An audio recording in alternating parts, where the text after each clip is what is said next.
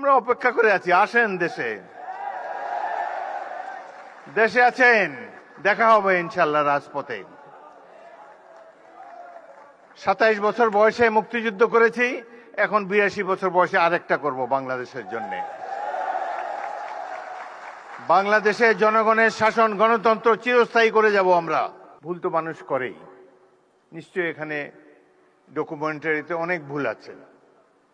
প্রথম ভুল আমি দেখেছি, সেখানে তো আবু সাইদের ছবিই নাই।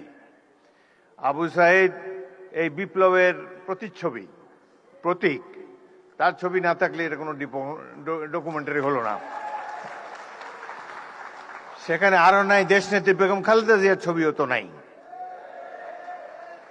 সুতরাং কিছু ভুল হয়েছে এবং এই ভুল মাননীয় মন্ত্রী জোর হাতে স্বীকার করেছেন, ক্ষমা চেয়েছেন, বারংবার ক্ষমা চেয়েছেন। তারপর তো শান্ত হওয়া উচিত এই ধরনের একটা জাতীয় অনুষ্ঠানে।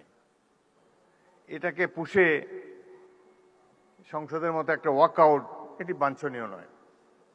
আমি লক্ষ্য করেছি মাননীয় সংসদ সদস্য আক্তার, তিনি তার অনুসারীদেরকে প্রশমিত করার চেষ্টা করেছেন।